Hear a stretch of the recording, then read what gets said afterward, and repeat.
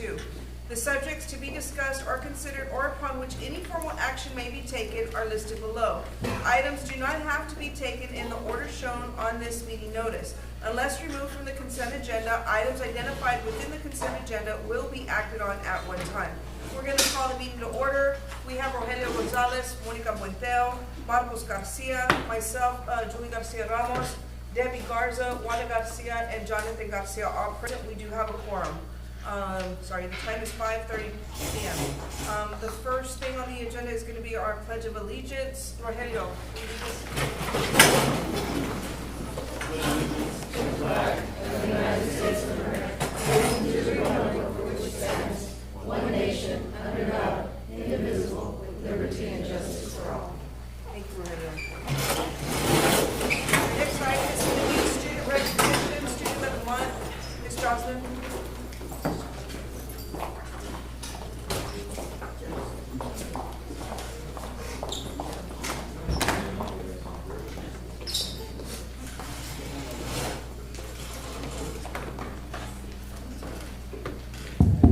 Okay, good evening, ladies and gentlemen, members of the board. I would like to welcome everybody this evening. I would like to invite our high school principal, Mr. Martin, and our elementary principal, Ms.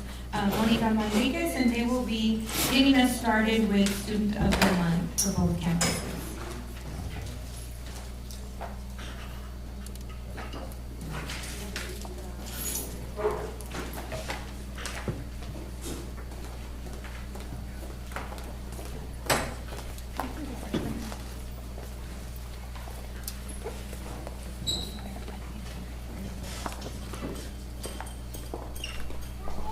Good evening. We're going to start with the December Student of the Month. For the 8th grade, Gabriela Mercado.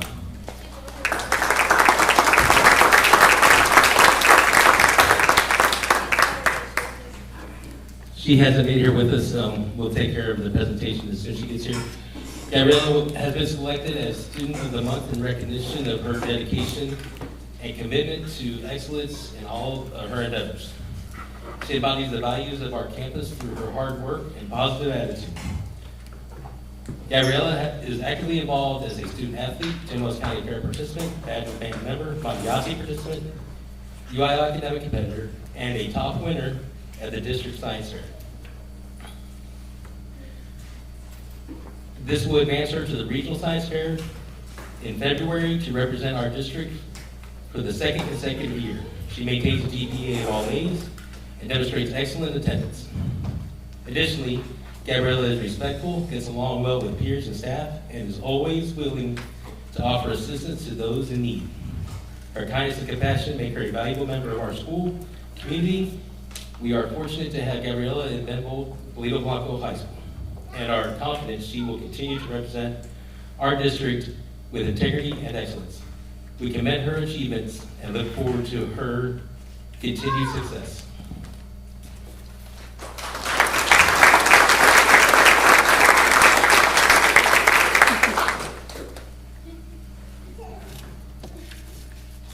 Our January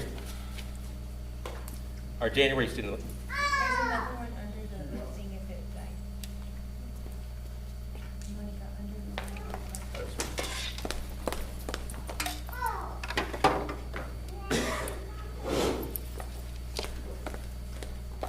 Our January Student of the Month, Perseus Rivera. Perseus has been selected as our Student of the Month in recognition of her dedicated work ethic and commitment to excellence in all her endeavors. She actively participates in numerous organizations, including being a student athlete, member of Mariachi, Badger Band, and junior high cheerleading.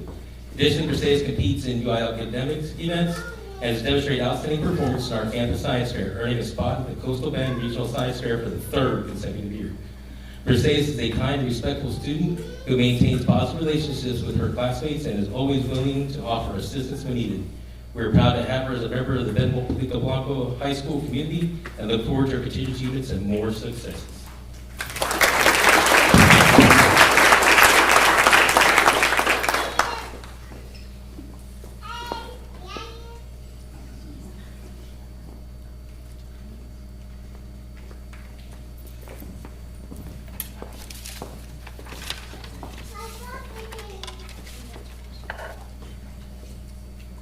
our December Senior Student of the Month, Aiden Lobra. Aiden is an exceptional student who is a pleasure to have in class. He consistently demonstrates responsibility by staying on top of his assignments and meeting deadlines. Beyond his academic work, Aiden is an active participant in class activities, frequently contributing valuable insights. His positive attitude sets a wonderful example for his peers and contributes greatly to our own classroom communities.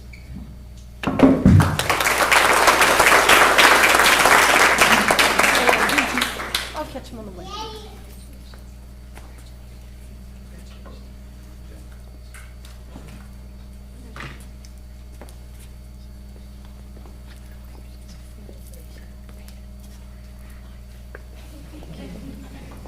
I was too slow.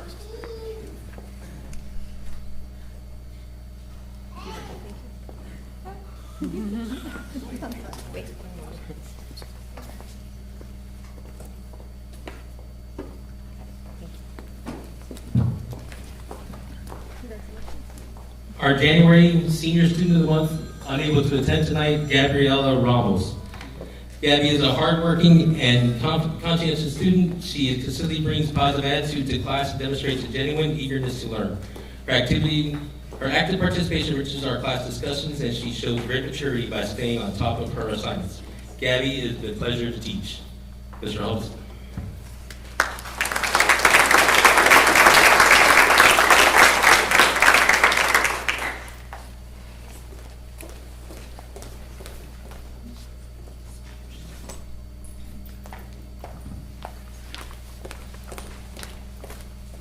Good evening, members of the board, Madam President, and parents. Our December Student of the Month is Ariana Gonzalez. Ariana Gonzalez, who is recognized as our Student of the Month for December. She's an exceptional sixth grade student who consistently demonstrates excellence both academically and personally.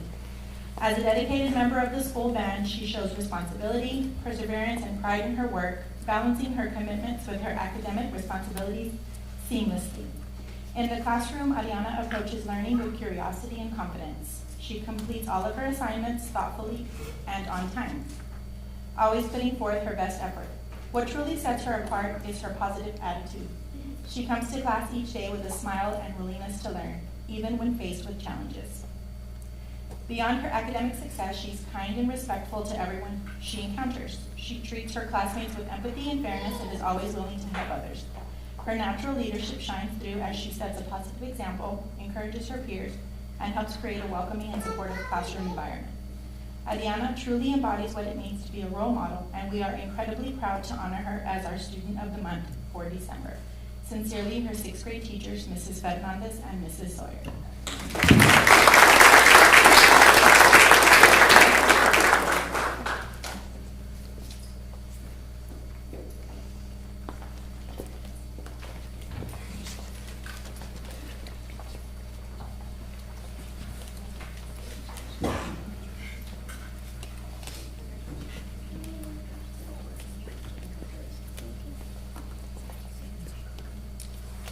Benville is proud to announce Joaquin Ramirez as Student of the Month for January.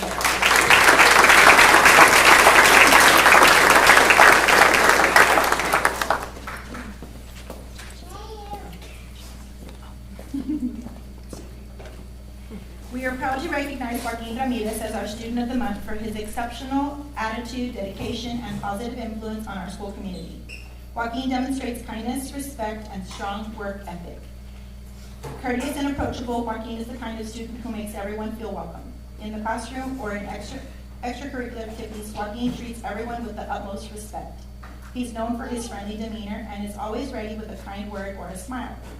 In addition to his outstanding character, Joaquin is a diligent student who takes his responsibilities seriously. He completes all of his work and strives for excellence. Even when faced with difficult decisions or situations, Joaquin remains calm and makes thoughtful, responsible choices. His ability to stay level-headed during tough times shows a maturity beyond his years. Not only is Joaquin a model student in the classroom, but he's also actively involved in extracurricular activities. He plays in the school band and enjoys sports where his teamwork and discipline shine. He balances his commitments effortlessly. Joaquin stands out as a role model. His positive attitude, hardworking nature, and genuine kindness make him a well-deserving deserving choice for Student of the Month. We are lucky to have him as part of our community. Sincerely, your sixth grade teachers, Mrs. Fernandez and Mrs. Sawyer.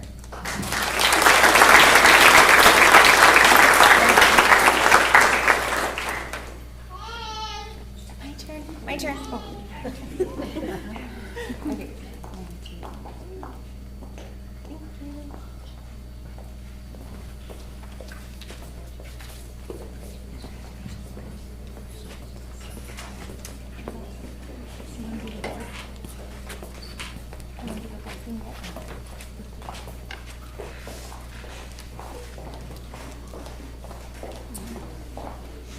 Yes, at this time, we would like to welcome Coach Del Percio to the stage, who will be now recognizing our student athletes for all fall sports. Right, Coach? Yes, ma'am. Thank you so much. Good evening, Madam President, members of the board.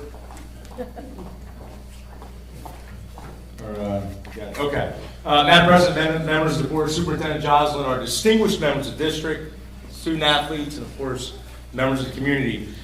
We thank you very much for allowing us the opportunity to honor some of the great accomplishments of our student athletes. We'd like to do this in a timely fashion, as some of them do want to get off to their youth group at church.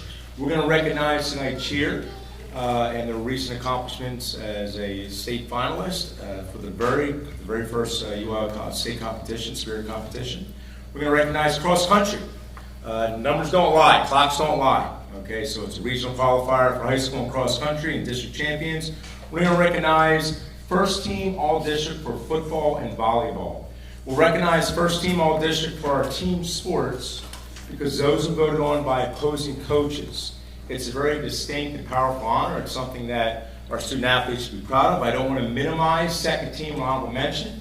They'll have their time at our banquet, but we also don't want to celebrate mediocrity, and first team is something special. Okay. In terms of the order of events, we're going to ask volleyball to come up first with Coach Fox, as she's going to be heading out to an event for her son, so we want to take care of that first. She'll call up the names. When she calls names, we do ask our student athletes to come up, and they'll shake hands, and we'll assemble here for a group picture. So we turn to Coach Fox, so she gets started on ball. Thank you. Good evening, everyone. Tonight we are recognizing our volleyball first team all district. The first one will be JC Munguia. She is also, to add to it, she is academic all-state volleyball as well.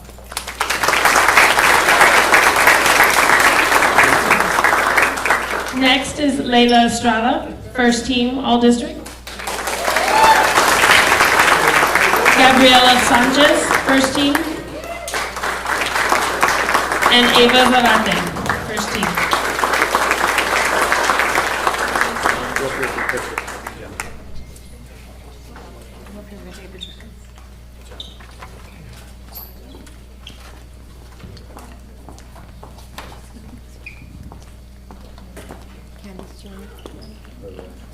Coach, do you want to do that?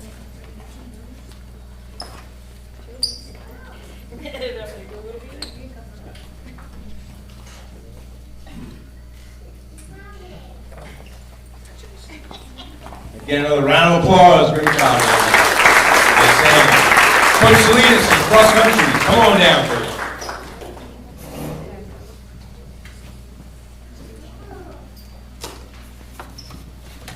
Good evening, everyone.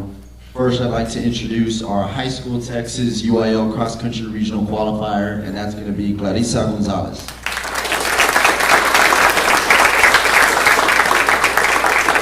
Who is debuting our brand new track uniforms as our debut. And then next, I'd like to present our 8th grade district cross country champions, who are also the 7th grade district champions from last year. First, we have Briseis Rivera.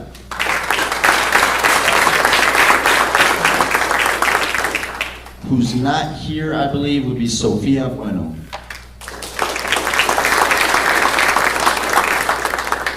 And next, we have Emily Hinojosa.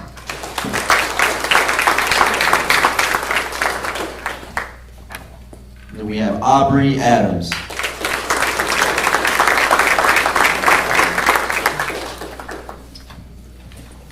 And last, who unfortunately I don't believe is here, but was also the individual district champion in 8th grade and last year in 7th grade as well, Miranda Brooke Garcia.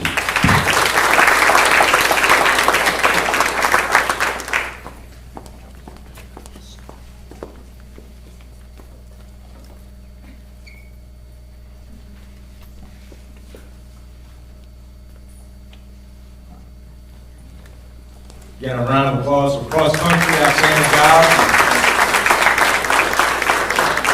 I put up on the screen the certificates you get, just so you get a visual of what exactly is happening also. Second language. Okay, for football, the district has superlatives and district recognition. When you have a superlative, which is an MVP, or in this case, we have someone that got voted Newcomer of the Year. Newcomer of the Year goes to a football player that did not play varsity football last year, did not see the varsity field, could be any grade. Newcomer of the Year for District 16, freshman E.J. Pena.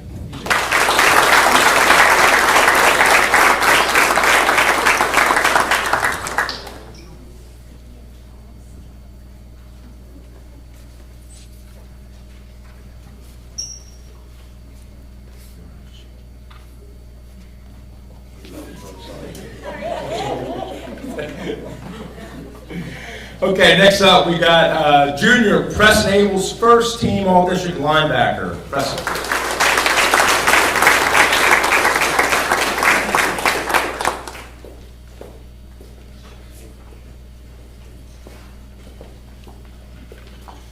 They have junior Chris Joppa, first team all-district quarterback.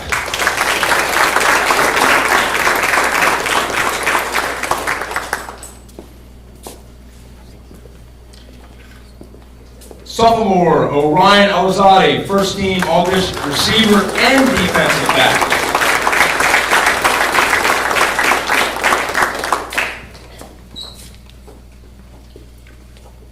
Junior Noah Pettis, first team all-district running back and linebacker.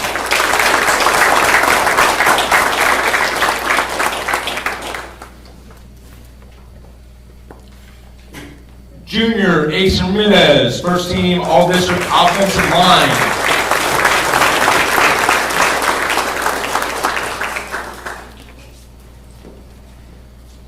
And senior Walker Dunleavy, first team all-district fullback.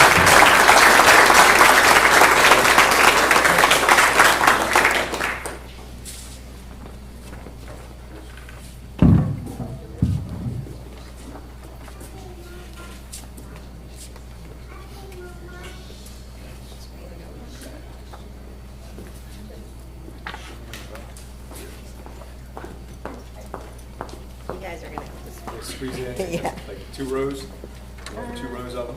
I think I can. Let me try to get it at an angle. Yeah, I can get it that way. Ready, smile. Come on, just smile. Got it. Yeah, round of applause for first team all-district.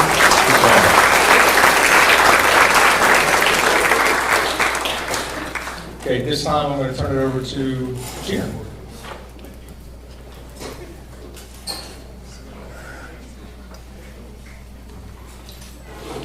At this time I'm going to turn it over to Cheer. You want me to come to you?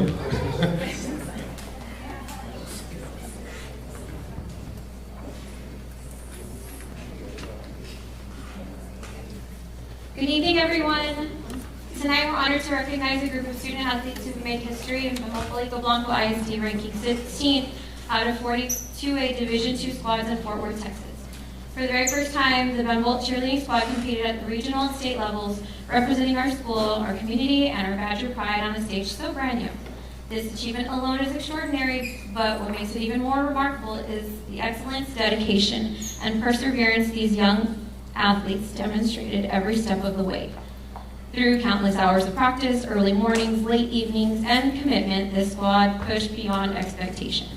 Their hard work paid off as they competed at the regional level, standing out amongst some of the most competitive programs in the state. Their performances included 2 competitions in Edinburgh and showcases in Robstown and Alice, Texas. At the Pride Championship in Edinburgh, they were awarded a paid bid to compete in the Grand Prix Super Nationals competition being held in Seguin, Texas on April 26th. But beyond the awards and recognition, this squad set a new standard for what is possible at Bembo Palico Blanco. They proved that with teamwork, discipline, and heart, history can be made. They didn't just compete, they inspired future Badgers to dream bigger, work harder, and believe in themselves. We also extend our sincere appreciation to our sponsors, parents, and community members who supported this journey. Your encouragement and belief played a vital role in this success. To our cheerleaders, thank you for representing Bembo with class, determination, and pride. You have paved the way for future squads that leave and left a lasting legacy in our school's history.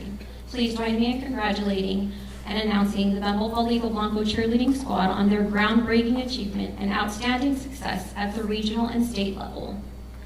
Congratulations, and once again, once a Badger, always a Badger. I will announce them in order. Layla Estrada, Captain and Junior. Nia Medina, Sophomore. Ava Zarate, Sophomore. Vanessa Pina, Sophomore. Juan Martinez, Junior Sophomore. Gabby Flores, Sophomore. Rebecca Garcia, Freshman. Briella Rodriguez, Freshman. And our two seniors, Gabby Sanchez and Alyssa Dominguez. Thank you and congratulations.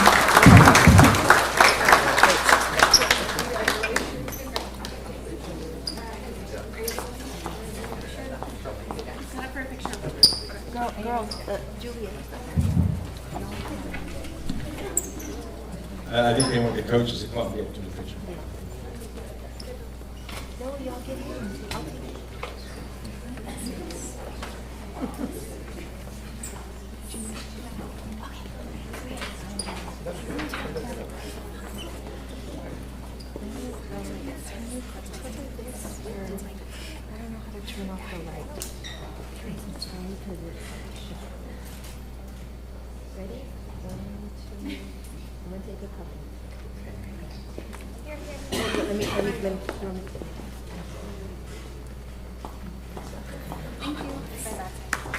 Again, a big round of applause for cheer. Excellent job, ladies and gentlemen. We're looking forward to the future. We wish everyone continued success with all the endeavors here. We appreciate again the opportunity to recognize these fine student athletes at this time. This does conclude this portion of the program. The meeting is not over, but that portion is over, so you're free to head off to church. We have Gabby just walking. Oh, we do have Gavin Mercado came in for student recognition.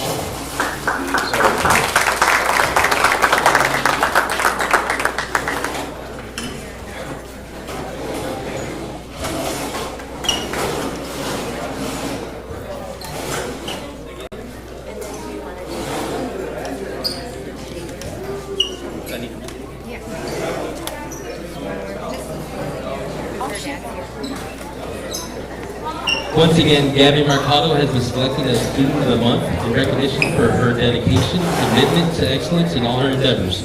She embodies the values of our campus through her hard work and positive attitude.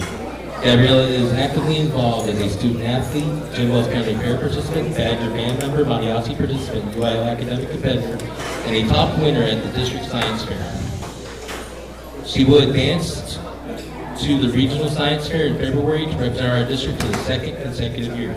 She maintains a GPA of all A's and demonstrates excellent attendance. Additionally, Gabriella is respectful, gets along well with peers and staff, and is always willing to offer assistance to those in need.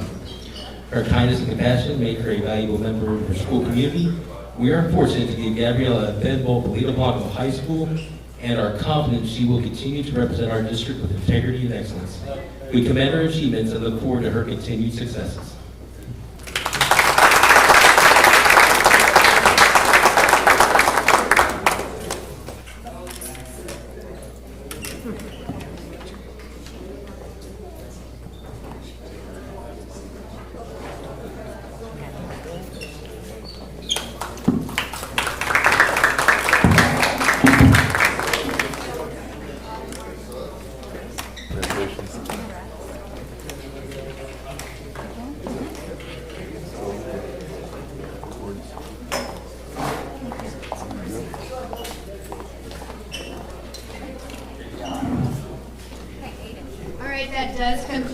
student recognition portion of our meeting this evening. So students and parents, we thank you, and you're free to go.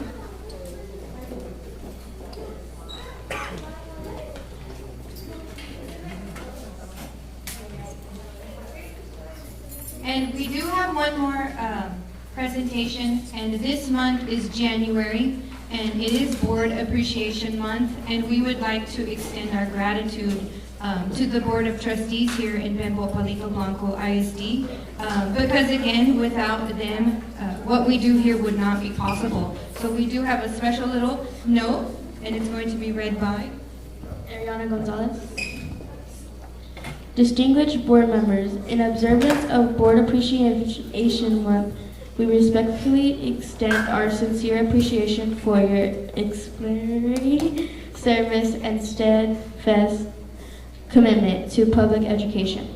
Your leadership, governance, and dedication to the districts are essential to continued growth and success of our schools and the students we serve.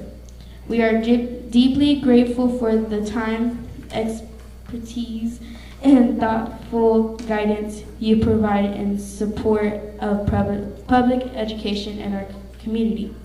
We thank you for your service.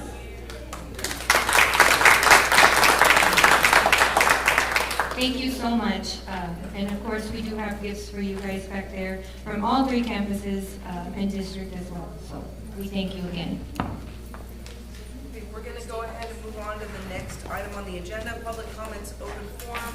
There are nobody has signed up for that, so consent agenda. In order to promote efficient meetings, the board may act upon more than one item by a single vote through the use of consent agenda. Consent items shall be items placed on the agenda for which no board discussion is anticipated and for which the superintendent recommends approval. Prior to the meeting, at the request of any member of the Board of Trustees, any item on the consent agenda shall be removed and given individual consideration. The request must be directed to either the president of the Board of Trustees or the superintendent. Meetings of prior minutes of prior meeting and tax collection report. Can I get a motion? Motion. There's a motion made to approve the consent agenda by Debbie Garza. Can I get a second? Second. Seconded by Jonathan Garcia. All in favor? Aye. All opposed? Motion passes 7-0. Next item on the agenda is our superintendent's report, financial annual audit for the fiscal year 2025, presented by Mr. Hernandez. Yes, so we have Mr. Raul Hernandez, and he will be presenting our financial accountability audit for 2025. You need the microphone, Mr. Hernandez? Okay, I'm gonna turn it off. Are y'all good? Okay. It's mainly just for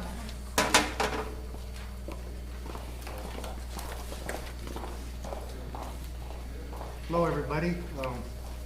Funny how a year goes by so quickly. I think I carry good news tonight. So. Everyone has a copy of the audit report. If so, I'd like to begin on page 18 of the report.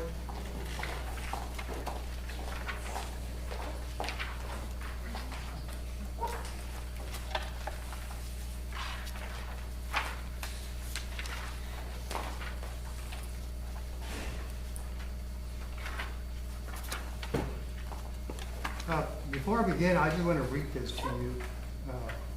We issued an unmodified, clean opinion on the district's financial statements. This means the financial statements present fairly, in all material respects, the financial position and results of operations of Pembo Palito Blanco ISD, in accordance with generally accepted accounting principles. This is the most important comment I can make to you, and that we make in any audit, because you have to earn the opinion. It's clean. It's unmodified, as we call it. Anything contrary to that is going to affect your first rating. So, and this results from good accounting, following or conforming to new accounting principles or pronouncements. So. Don't take it lightly. Majority of our clients, as a matter of fact, all our clients do earn a clean opinion, but there's occasion where they don't, because they fail to follow accounting principle. But in your case, you have, since we've been here, and you give credit, to your superintendent as well as, good accounting staff. You might remember a few years ago, you had some struggles when we became your auditors, we left and we'd come back. So, and certainly you've earned this clean opinion. Page 18 and 19, I'm only going to cover page 18 under the general fund. Now this is your primary operating fund and is reported using what we call modified accrual accounting. To the left, you'll see the account numbers, and I'll refer to those as I read out the results. Under account 5030, these were your total revenues for the year, $6,520,376. Further down under account 6030 are your expenditures, $6,712,064, which means your expenditures did exceed your revenues by a negative $191,688 under account 1100. But understand that you planned this result, and I'll cover that shortly. Your beginning fund balance under account 0100 was $2,399,574, giving you an ending fund balance of $2,195,900. Any questions?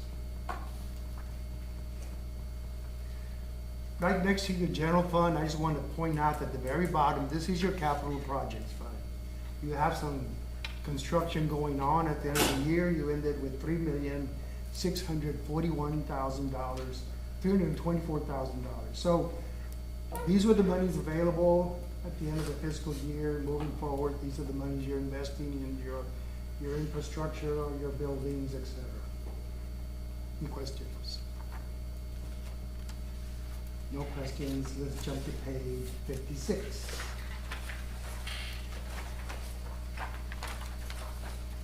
Page 56 is your budget and actual on your general fund, and the result showing in the far right-hand side, the column in the far right-hand side. You'll note that the revenues are in the negative, which means you didn't achieve what you had hoped to have earned. The net under 5020 is a negative $385,000. So you're short in what you expected your revenues to be. As you move down to account 6030, this is good because while you did lose money of $191,000, you didn't violate state law, as it's called. Anytime that 6030 and you go over what you expect to spend, essentially it is a violation of state law. You get a letter from TEA. In your case, you did not. You were under budget, $93,326. Any questions? Now, getting back to the second column, you had anticipated a profit of $100,000. You went over $191,000, so that variance there is $291,000. Again, at the very bottom, under the third column, you ended with a fund balance of $2,195,900. Any questions on this page?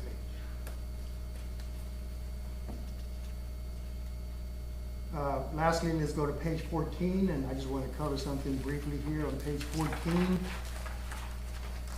These are what we call your government-wide financial statements under full accrual accounting. This financial statement focuses on your long-term condition. And the result here is that you ended with $3,425,000. So the net position is made up of three parts. You have net investments in capital assets, restricted net position, and unrestricted net position. So an increase in net position means that the district added more value than it consumed during the year and strengthened its overall financial standing. but understand this is under full accrual accounting. You're typically used to operating under what is called modified accrual. Full accrual encompasses your fixed assets, your long-term liabilities, and the net position, certainly in a business sense, would equate to perhaps your net equity or net worth. Net position, again, $3 million. Any questions? There was 2 new accounting pronouncements. There's always accounting pronouncements. Accountants cannot make up their mind. They're always changing their mind and adding pronouncements. The result is more accounting work for staff. But with our help, they incorporated one of them, which applied to you. The other one didn't apply to you, the GASB 101. Essentially, the adjustment was made to the full accrual accounting financial statements. And that was in conformity with the pronouncement and no issues to report. Questions? That full accrual, Yes. the decision to, or what was made in the past, to change to it, you're saying, right? At first, we were at what type, Okay. other than full? Yeah, modified. Modified. So it's a modification because what's missing there are all your fixed assets like the buildings, your vehicles, all your hard assets that have a life over 1 year. And you depreciate those like you do in the business sense. That's full accrual accounting. In addition, you incorporate your long-term debt. You have bonds payable and those decrease year after year. Those balances are also carried under full accrual, not under modified accrual. Lastly, you have what we call, a few years ago, you had a new accounting pronouncement, you might remember, that required you to incorporate your retirement. So, and I explained it back then, I'll explain it again. A teacher works here and they pay into their retirement and it gets matched, but the money gets sent to the state of Texas. So when they ultimately retire, they get their retirement from the state of Texas. In the meantime, it's pooled with everyone else's retirement fund, and it grows. The pronouncement years ago required that you report your respective share of that amount, what you owe to the employees. But understand, that is not being held here. It's at the state level. The accounting pronouncement said, regardless that you don't hold the monies here, report the liability here. So that's the last liability reported under full accrual accounting. So again, at the bottom, the assets minus these liabilities, you ended up with $3.4 million. Very healthy. My point was, we need to stay at that pool, rather than going back to, right? I Well, mean, and again, that's when you sell bonds, that's what your bond advisors look at, and that's what they grade you on when they come up with, when they grade you on the interest rate you're gonna pay. So it's fairly healthy. I think on the modified accrual as well, you're healthy, you almost broke even. You anticipated only making 100, you lost 200,000. Overall, you're in pretty good condition. Any other questions? There were no audit findings for the fiscal year. Overall, I think the district demonstrates sound financial management and good budgetary control. We appreciate the cooperation, the superintendent and certainly the staff. They maintain good, accurate financial statements, so we thank them. Any questions? Thank you. Appreciate it, sir, thank you. Thank you. Thank you, sir.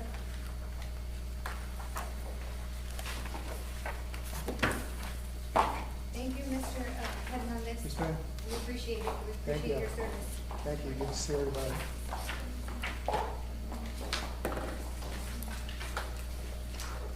Mr. Hernandez, can we send this to you later? Okay, because I don't have it. No, yes.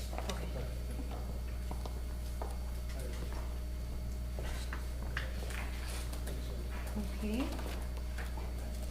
Are y'all good? Okay, so moving forward, I do have some construction updates for you guys. I know you've seen what's been happening. It's gonna be going up pretty fast. They're going to be moving forward pretty fast is what they're telling us, and they're on track. You're going to begin to see significantly more visible progress on a regular basis now that all the framing is done. Jerry was out there today looking at a couple of things, and then our independent inspector has been out there working collaboratively with them as well weekly, and we've had no findings. So he keeps me in the loop on a regular basis, sends me pictures of everything that he's inspected. Everything looks good. As to date, we have paid this amount that you see here at the bottom towards the project. So yay. It's exciting. And when again is completion time? Because it says it remains on track, but I don't. Monica, they're projected to finish by August, Summer. right? August. Yes. Yeah, he said summer, we're hoping we can move in before school. August before school? Well, maybe not, but end of summer 2026, hopefully. If there's not any rain delays or anything that's going to keep them from doing what they need to do, then they project that we'll be on track. So, if not, I'm sure they'll be very excited to move into the new wing as soon as possible. As soon as it's completed, it'll be like all hands on deck. So we'll tell them decorate lightly if we're not ready right by then. So, do you guys have any other questions on construction?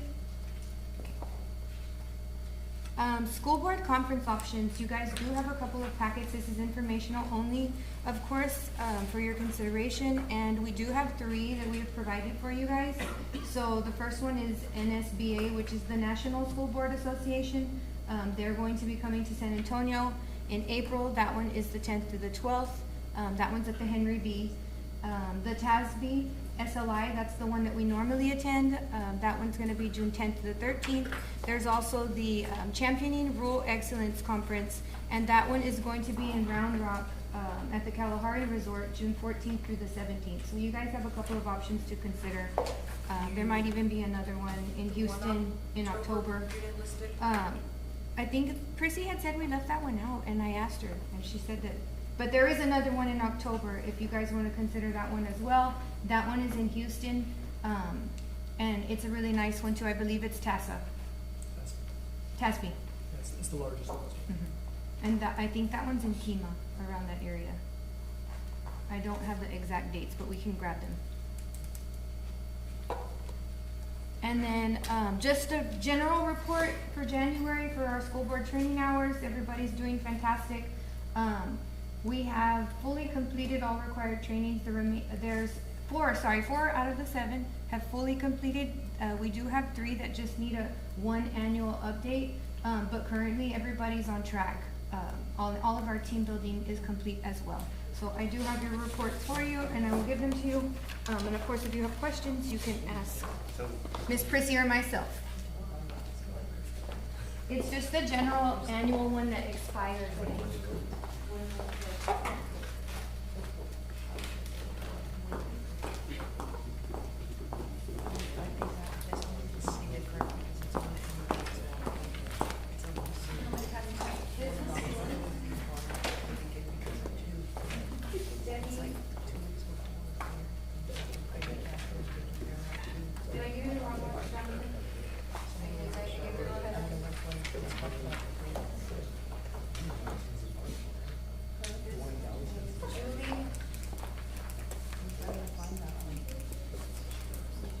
The team building one's complete. It's just not reflecting in there, but guys are done with that. As long as all of these are checked.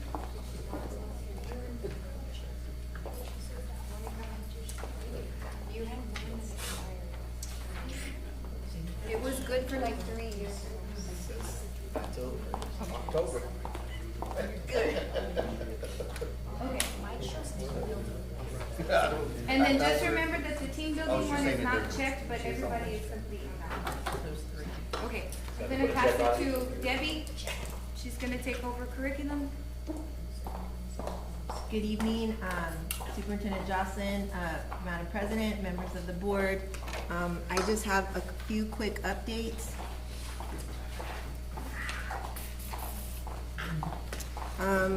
I'll start off with elementary, just to kind of let you know what we are doing since we've come back from Christmas break. We are conducting our PLCs, excuse me, there was a typo there. Disaggregating the data, teachers are creating groups, and tutoring has, once again started up for their students. We have currently scheduled a STAR field test that will be our 5th and 6th grade reading language arts, and that's going to take place on February the 3rd. That's kind of what's happening at the elementary. Let me go on to high school.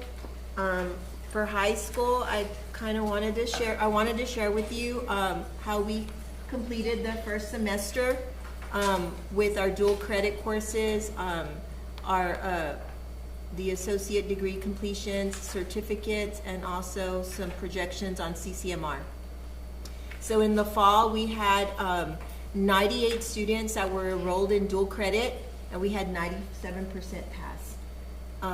This spring, we have 93 students enrolled in dual credit, and of course, the passing will be shared during our probably our June board meeting. In the fall, we have 23 students in the class, and we had 19 that were enrolled, and we had 89% passers for the 9th grade. In our sophomores, we have 32 students currently in the class. We had 29 enrolled, and we had 100% passing with those students. Our juniors, we have 30 students currently in that class. We had 29 enrolled, and we had 97% that passed. Our seniors, we have 24 students, 21 enrolled, and 100% that passed their classes. So we're real proud of them. We're real proud of our counselor for encouraging them and getting them enrolled. And also, too, we want to give credit to our teachers, the ones that some of these classes that they take, they have a class, and the teachers will help them and assist them in any questions that they have. So we're real excited about that. What can we do? You know, we're freshmen coming in, they're young, they don't understand that this affects your college record later. And what can 89% to me is not, that's horrible. Yeah. Because that's, Especially if they have teachers yep, in helping front of them. them. Right there doesn't show that the teachers were really helping. Well, we're Or looking guiding. at, right. We don't want to We're do the looking at work. that because we But do have some teachers that, That's low. Yeah. Yes. That's not something to be proud of at all. right, we are looking at that. We are evaluating that. We do want to do a couple of things different, especially when we do like orientation for those incoming freshmen. We want to explain to them the dual credit. We want parents to understand how it's important and how, you know, they're preparing. So we definitely want to do that, and we want to make sure that we put them in classes where they will be receiving that assistance. Also, too, we want to kind of do an orientation for the parent, where the parent will understand, like if the child is not letting us know, but letting them know how they can seek help.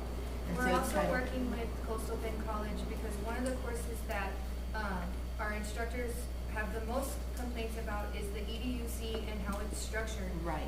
So we're working with the president and we're telling him what our concerns are with that particular course, because really that's supposed to be like an intro to college type course, and they're making it a little bit more complex, and then the professors are not as good in that particular class at responding to our students when they're emailing them.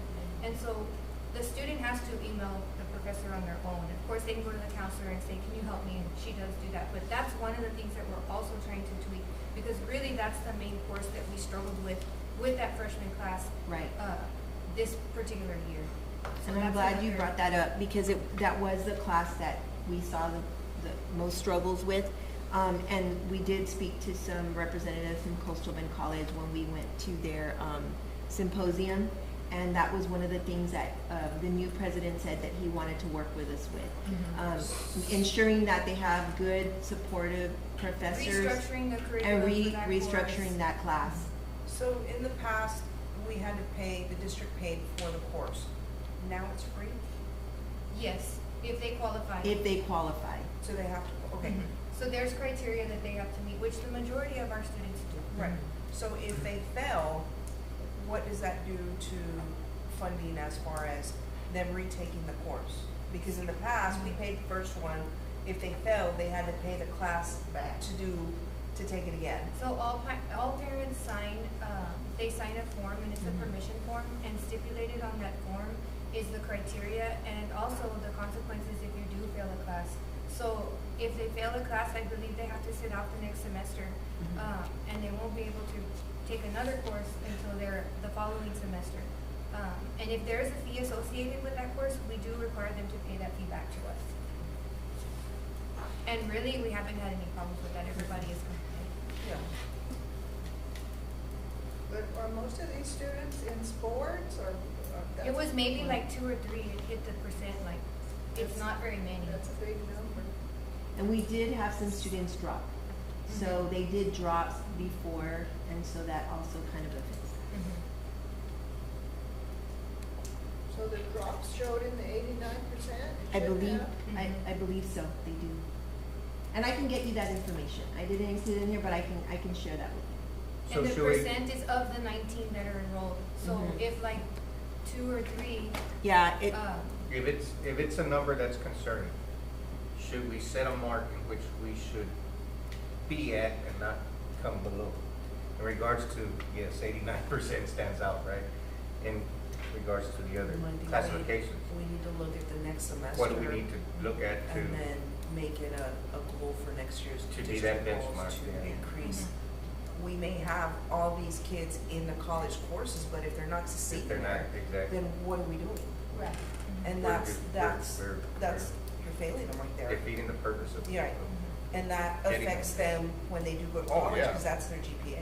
It's- You can't take that away. We need to set our marks Yeah. and think about it and move it as a goal or, I can get you some more information. Yeah. because even if they're dropping, we should still be at a percentage where it, you know, The drops should I mean, count the 80. it would affect, like you're If they saying. drop before the time, Yeah, Yeah, and we'll so that- we can recheck that number for the freshman cohort. Yeah. And it might bring that number up. And Yeah. it is hard when you're a freshman, you're You're And, just on and the road. 97, You're not realizing. 14, right? 14 is a freshman. And it's But like you a said, lot Madam to- President, you're not understanding yet how this Right. could Affect affect the your. future. Right. Right. And that's why we want to make sure that the parents understand that. But if And we then, of course, have- they're real excited to take the class, and then once they're in it, they don't realize the work that it But takes. if we Yeah. do have them with teachers, in classes with teachers, we need to reevaluate that as well, because that's not working with an 89%. Oh, yes, absolutely. Yeah, it's not working at 89%. a 97 overall for the total number of students that we have enrolled is a really high completion rate. Mhm. So cohorts combined, 97 is like fantastic. Right. But we do like to break it down by cohort so you could see every grade level. We want to make sure it's 100. Nobody, yeah. Well, we need to get 97 out is there. fantastic. But those 3% are, Yeah. and that's a lot, the 3% is what we And that's need why to- we do this, because we're always adjusting Mhm. and moving forward, so that's what the data's for. So if it comes out like that, we know that we need to make adjustments and come up with something else that's gonna make sure that it works for the following semester. Right. Just Thank have you. 'em. Okay, That was great info, though. Yeah. I mean, that's awesome. I did want to highlight, though, we had 2 that have completed their associate's degree, but of course, they won't walk the stage until May. And then we have 1 that will complete in the springtime. And as far as certifications, for EKG, we had 7 complete, and we have now 7 enrolled in phlebotomy. So we should have all of those students. Yes. 13 all in. And we have, right now, currently, welding, we had 13, and I believe last year I think it was 10 or Maybe 8. eight or I nine. think it was 8. It was somewhere between 8 and 10, I'm not really sure. And then, of course, our accountability, right now, we are tracking our cohort for 2025, which won't count until accountability next year, was 93%. And for our current cohort of 2026, which will count for 2027, right now, the way that we're tracking it is 92%.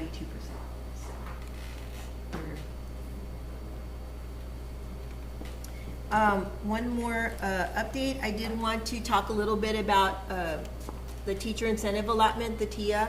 As you know, we submitted our data in October. We should know I was at the service center today for TIA, and we should know the first week of February. February 3rd is actually when they say that if our teachers will be designated or not, and if we met validation. So we're excited. We're hoping that everything goes well. I did want What was that date again, February? February 3rd. And so there was a lot of great information. We are currently in the process of redoing our application and doing an expansion. Currently, we are only doing the tested areas in reading or math that we can show a growth measure. So now we want to incorporate everyone else. We want to expand it. The state recommends that we do it in phases, and although we want to include everyone, it's better for us to do another portion of teachers. So that the application is due in April. We are currently working with the service center right now, and we're working on that application. I did want to highlight that the funding has changed for teachers. They have now added an additional area where they can qualify, and that is acknowledged. So prior to this year, it was only recognized, exemplary, and master's. So this will start in the 26-27 school year, and they have added the acknowledged, distinction. So we're excited about that. If our application is accepted, the way that it'll work is we will submit it in April. We'll be notified probably sometime in the summertime. Next year will be data capture year. So those new teachers won't be eligible to be designated. We'll capture data next year. We'll submit in October, and then it'll be the following year. So it'll take some time. But we're excited to offer that for them. So, do you guys have any questions? Have you heard of any information on the upcoming next year STAR changes? You know, starting What we're hearing is there's certain things that we are going to be, and I can present that at the next board meeting. But it'll be beginning, middle, and end for like the lower levels. For the end of course, it'll just be like, I believe, middle and end that we'll be tracking and looking at, the data. They are going to be doing away with English 2, so English 2 will no longer be a tested areas. Everything else will stay the same. So when they do away with English 2, is that incoming freshmen, or it's everybody in the high school now that you don't? In other words, if they didn't pass it, when did they take it? Sophomore, right? English 2? If they haven't passed it, Yeah, is they won't be required to pass. Okay, so it's not gonna start from, okay. Wow, that'll be good. Yeah, other kids have trouble. And I will tell you, like, right now with our, from like last year's cohort, I believe we only had two students that didn't, so, Thank you. Just Thank you. Thank you.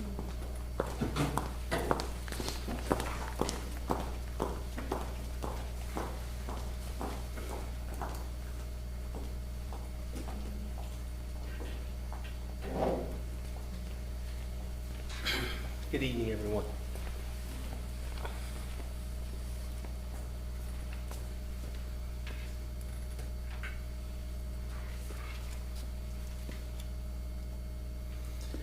So the high school enrollment actually changed slightly today.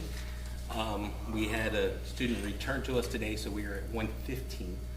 So it'll be a total of 195. UIL at the high school is underway. Starting to see some study time and teachers and students putting in the work. The junior high UIL meet is this week in Fremont. We are prepping for a science fair regionals. That is completely online, so no one travels to that. And then they will go try to qualify to state from there. College visits are continuing. Mariachi regionals are in 2 weeks, or actually a week from this Saturday. Distinguished students for the third 6 weeks, we'll be getting those recognitions out really soon. I was hoping to finish them up tomorrow, but probably be Friday. Cheer tryouts on February 21st. We have our parent meeting on February 4th. The criteria for them to be eligible to try out is 90% attendance from the first semester and maintaining, and currently eligible to participate in all extracurricular activities.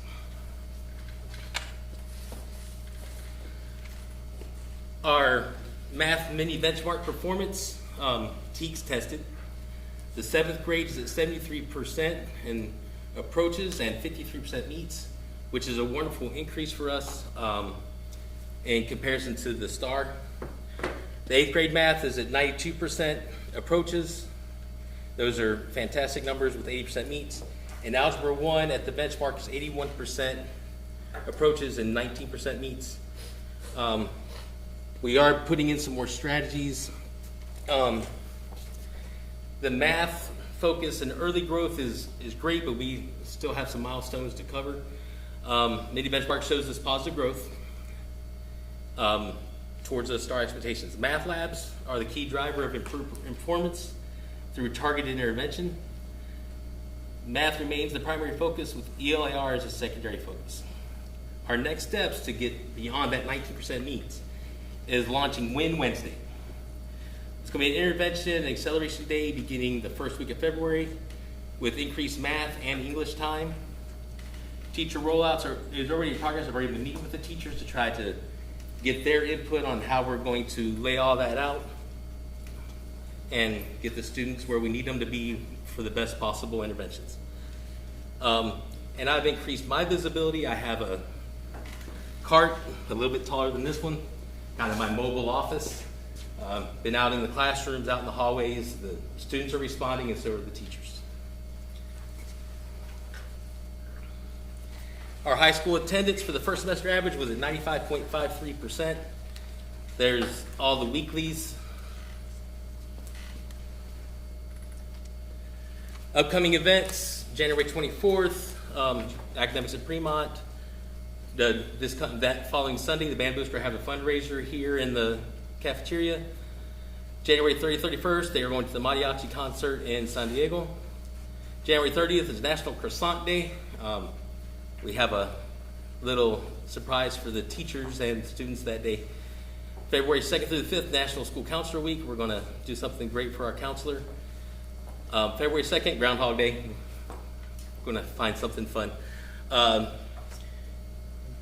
February 13th, junior and senior. February 4th is the cheer parent meeting. We will go over all the criteria, all the dates going forward for the cheer, and spoken to the cheer sponsor already. It looks like we're ready to go for the 21st as the competition day, or as the tryout day.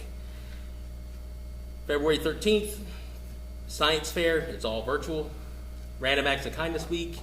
We're going to have some meetings with the kids about remembering kindness takes us a lot further than anything else. It costs $0 to be nice. And 2026 Coastal Bend Women Industry Field Trip, PD Planning Day on the 20th, Driver Appreciation Day. Basketball playoffs should begin February 23rd and 24th, and then the UIL Solo Ensemble for band February 27th and 28th. Any questions? Thank you.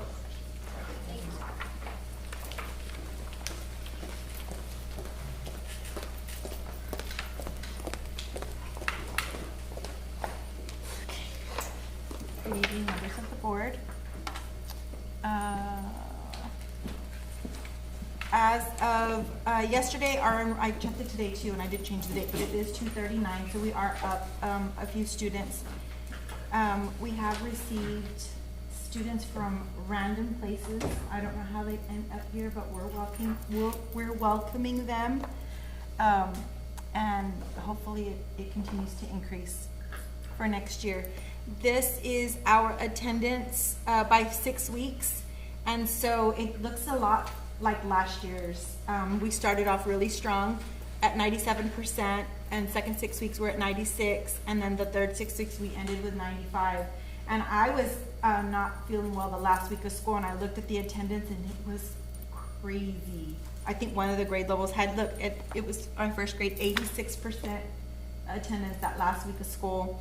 And so we struggled. That was pretty low that week. And so our average ended up at 95, but we do have a semester average of 96. And so we are encouraging attendance incentives and stuff with Whataburger, and they've given us some swag, and that's what we're giving to the grade level with the best attendance on a weekly basis.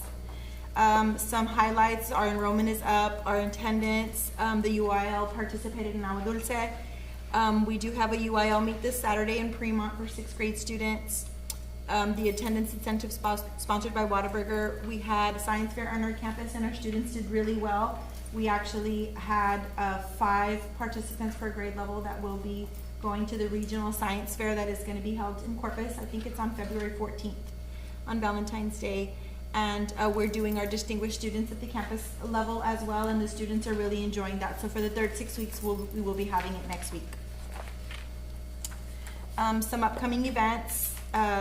I put second semester off to a great start. We have National School Counselors Week in February, the 100th day of school, which the littles, everybody gets really excited about that. We have a Valentine's Day dance on PE on that 13th, and then we do have the father-daughter dance that's going to be happening the week after, on a Friday evening here. And then in March, we have Texas Public School Week and Dr. Seuss Day, and then spring break. Any questions? Thank you. Okay, good evening, everyone. And once again, it's always, I'm sitting there just thinking about the kids that remind us why we do it. Just seeing the smiles on their faces and the proud parents. So it's pretty neat. Couple updates here. Basketball, we finished up with girls basketball. We have finished up we began our first round last night against Agua Dulce. Right now we're 3-4 in district. So we've got to win, say, 3 more games in district to be at least have a play-in spot, where we have possibility of making the playoffs. Now, previous round, because we play everybody twice in district, the previous round we did beat 2 of those teams before, so so we're right there with it. So the junior high girls are 2-3. Boys basketball, we're still in the first round. We'll wrap up the first round next week on Tuesday. Currently 1-4 in district. Junior high teams, 7th grade 3-1, 8th grade 2-3. We do have a JV team with the boys basketball team. We don't with the girls. And I think what we're seeing as a result, because of the smaller senior class, combination of things, smaller senior class, obviously turnover with coaches, lack of development of our younger athletes, we don't have those JV teams this year, but next year, as we bring up that larger 8th grade class, we graduate a smaller senior class, the goal is to have JV programs at all of our athletic programs. So, and I think that's a very realistic goal as you look at the numbers. Powerlifting, it had begun on Saturday. We had 1 first place. It was a pretty big meet. We had 1 first place finish, 4 second place finishes, 3 third place finishes. So we're getting in the swing of things there, and participation's been real good with powerlifting. High school baseball and softball obviously are multi-sport athletes, so we won't start baseball till basketball ends. We won't start softball till girls basketball ends. But we do have them do next sport one day in the athletic period. So they will do that. For instance, tomorrow the high school will do it, and then on Fridays the junior high will do it. We have great numbers for the junior high participation in softball and baseball. Softball, I anticipate 1 team of 12, maybe 13. Baseball, we were split it into a 7th grade and an 8th grade team. Okay, so that was really that was good to see as we began the junior high baseball and softball. We have ordered uniforms for all junior high athletes with baseball, softball, and also track. Okay. With our track participation, we are requiring that all athletes participate in track. We have 4 track meets, 5 if you include district. The first 2 is a meet of champions, kind of a warm-up for meet of champions. So I won't have all of our athletes do that because we're still in the midst of basketball season's ending. But as we follow that, we will have all of our athletes attending the other track meets and then go into district as well. Okay, so big plans for that. We will practice track during the period, so it'll allow us to do the other team sports after school. Okay, so there's a plan there for track that I met with coaches about. And then some celebrations. Actually, before I get into celebration, one thing that wasn't on here that I forgot about, next time we see each other, we'll have realignment. We'll have realignment on February 3rd, which will basically dictate to us what district we'll be going into. We're still going to be 2A Division II. Our snapshot that we submitted was 111, but that could be kind of deceptive because, again, that's this year's number, but we graduated, a smaller class, bring in 8th graders, so we're probably close to that 130, 140 range next year, but we'll still be in that 2A Division II range. And I don't anticipate, there's not going to be a whole lot of change as far as where we're concerned, but we'll see some other schools come in both our football and non-football districts. And the celebrations, I always like to mention a couple things here. We have recognized over 60 athletes of the week, both junior high and high school. Since the school year has begun, we recognize them, names on the announcements, get pictures out on social media, give them a little bit of, attaboy, attagirls during the athletic period. And the progress of the softball fence, we appreciate what the board has done there with, with the money it freed up to make that happen. We should have the fence itself completed by the end of the week. There are some other things. Flagpole, we've got flagpoles planned for baseball, softball. One flagpole, but used for both fields. We're looking to have that. That will be done before the beginning of the seasons. We've extended the softball dugout. We're going to refurbish the scoreboard at the softball field, and then we're looking at some mesh for the outfield fence and also the dugout. Some of these things were included in the cost, so we're currently working on some fundraising with softball, or in the process of planning some fundraising for softball, so we can meet those financial needs. So, but once again, we do thank you for your support there. It's very exciting as we go out there. We take a look at the progress of our softball teams. So, and the girls are very excited. More importantly, I can be excited all I want, but I'm not playing.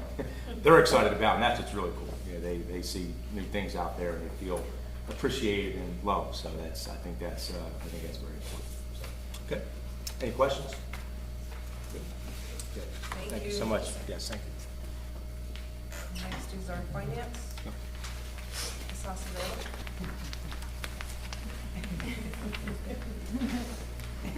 Good evening, everybody. The right arrow. Got it. The down. Okay. Hi. Audit is completed. Guys, you don't understand, but we're complete on the audit. Next thing is to submit it. The 2.0 application opens up January 29th.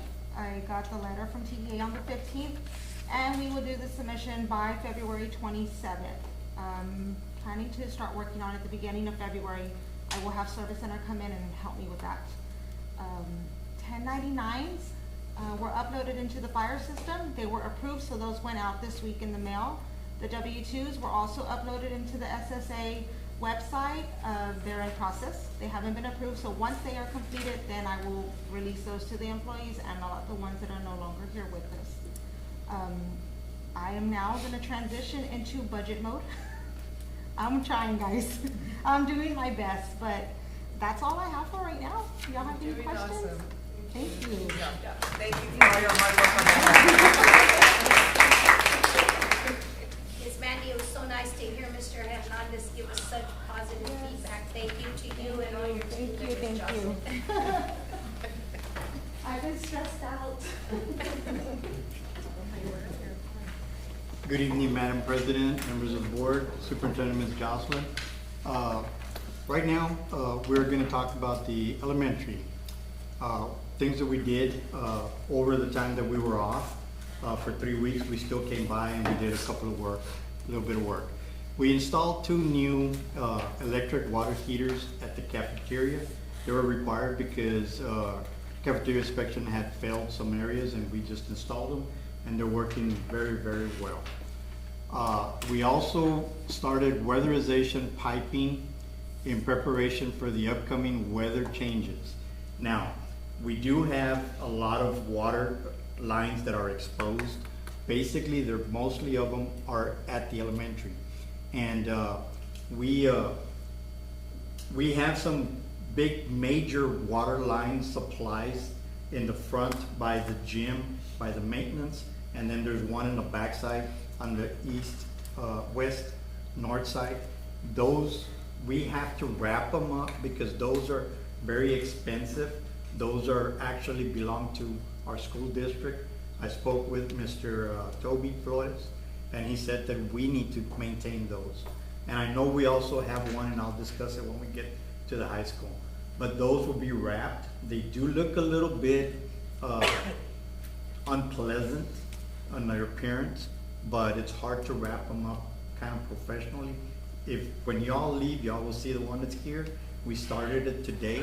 We haven't finished it because we ran out of some of our supplies, but we will fix it up looking nice. So that's all we have on the elementary. On our high school, our water tank by the baseball field has been completed. Coach will not have any more problems with that. We have absolutely no water in our baseball field. I am very proud of myself and our maintenance. We did a fantastic job.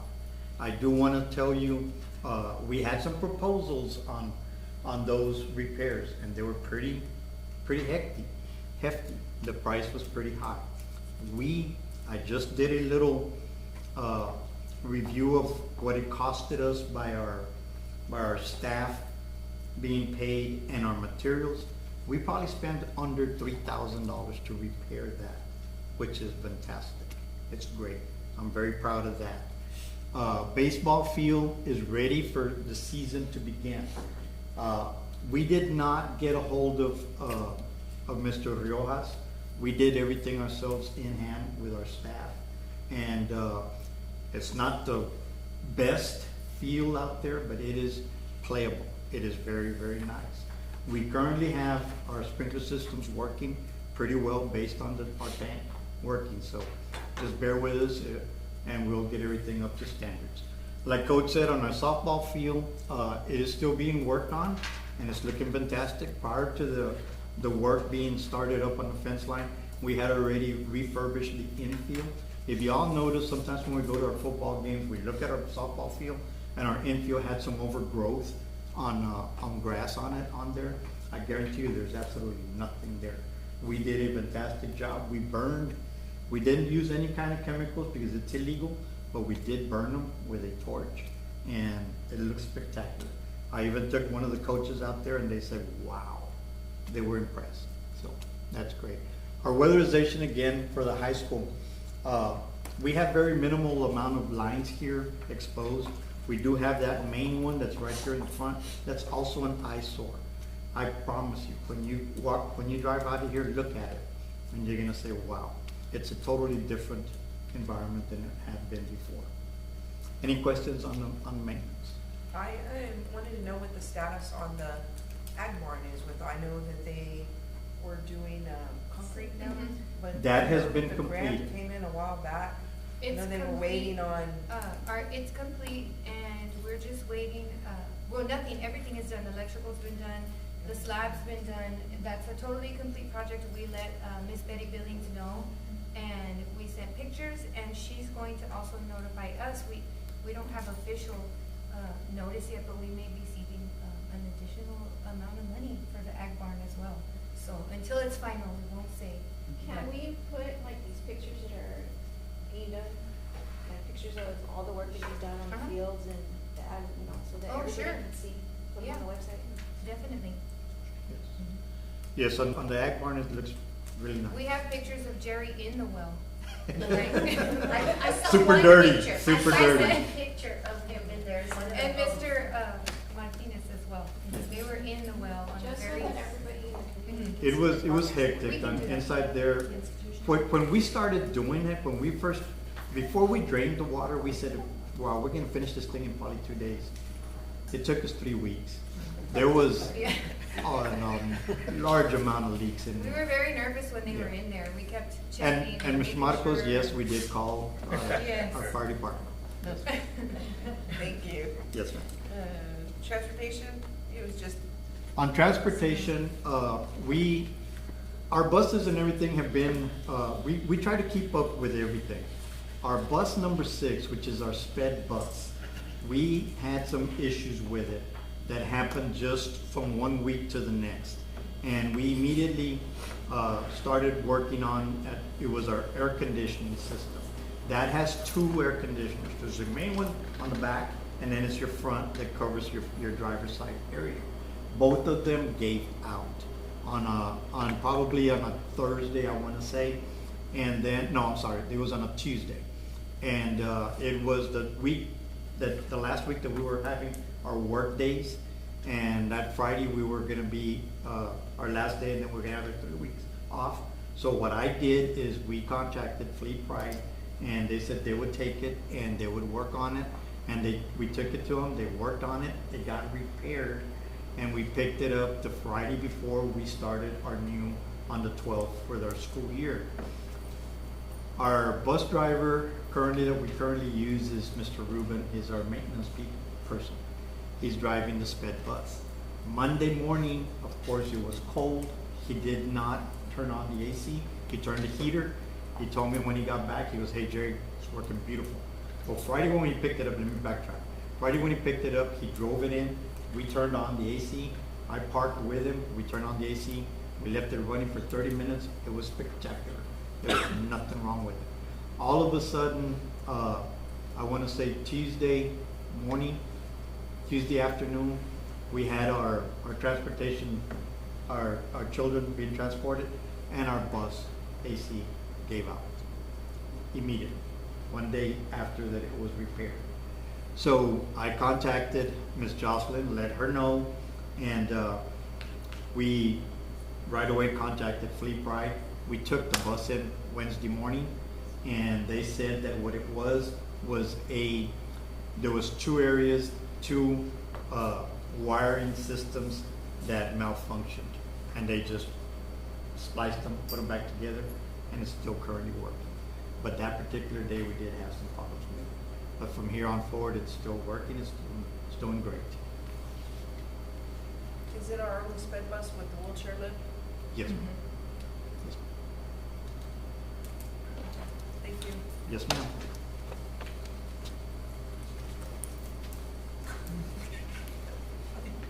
Ms. Adams?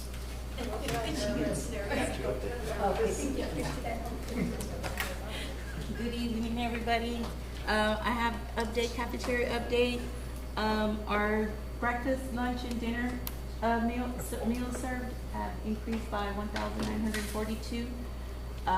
My department is still needing 1 staff, which I'm currently reviewing applications. I do have a sub that is helping us out at the elementary until we hire somebody. Our November, December numbers from last year were 22,870 meals served. This year for November, December, 24,812 meals served. So our numbers are increasing. But that's all the update that I have. Any questions? We haven't seen you since Thanksgiving, I but know. that meal was phenomenal. Oh, thank you. It was The very ladies good. did a good It was job. really good. It was delicious. Thank you, Ms. Thank Adams. you. Okay, we are going to board action items. The following items are presented for discussion and possible board action. The board may take action on any item listed as an action item. The board may also choose not to take action on any item. Discussion and possible action to approve the district's check register for November 2025. Any questions on that? If no questions, can I get a motion? So motion. Motion was made by Debbie Gottesman to approve the district's check register for November 2025. Can I get a second? Second. Seconded by Wanda Garcia. All in favor? Aye. All opposed? Motion passes 7-0. Discussion and possible action to approve the district's check register for December 2025. Any questions? Can I get a motion? Motion was made by Monica Montel. Can I get a second? Second. Seconded by Jonathan Garcia. All in favor? All opposed? Motion passes 7-0. Discussion and possible action to approve the annual financial audit for fiscal year 2025. Any questions on that? Can I get a motion? So moved. A motion was made by Marcos Garcia to approve the annual financial audit for fiscal year 2025. Can I get a second? Seconded by Monica Montel. All in favor? Aye. All opposed? Motion passes 7-0. Discussion of possible action to approve TASB Policy Manual Update 126. This is the second, Second reading, it's just general updates, and it's going over board governance, prohibition of diversity, employee hiring, student discipline, parental rights, technology facilities. My recommendation would be to adopt as presented. okay, any questions for Ms. Jocelyn? Okay, can I get a motion? So moved. Motion was made by Marcos Garcia to approve TASB Policy Manual Update 126. Can I get a second? Second. Seconded by Jonathan Garcia. All in favor? Aye. All opposed? Motion passes 7-0. Next item on the agenda is recess to executive session. The Board of Trustees may go into closed session pursuant to sections 551.071, 551.072, and 551.074 Texas Government Code to discuss the following. Discussion on employment, reassignment, proposed non-renewals, proposed terminations, resignations, letters on personnel, and retirements of contract and at-will employees, personnel, discussion on superintendent's informal evaluation, and discussion regarding superintendent's compensation. The time is 6:56 p.m.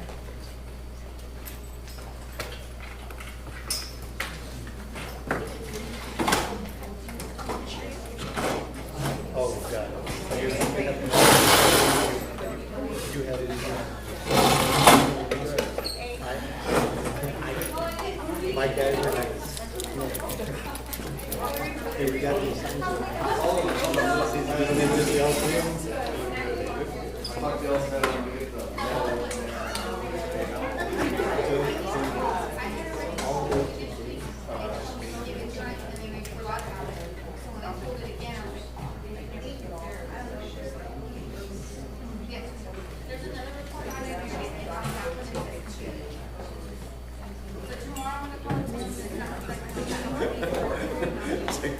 I got to do that. Well, I guess I got to do it.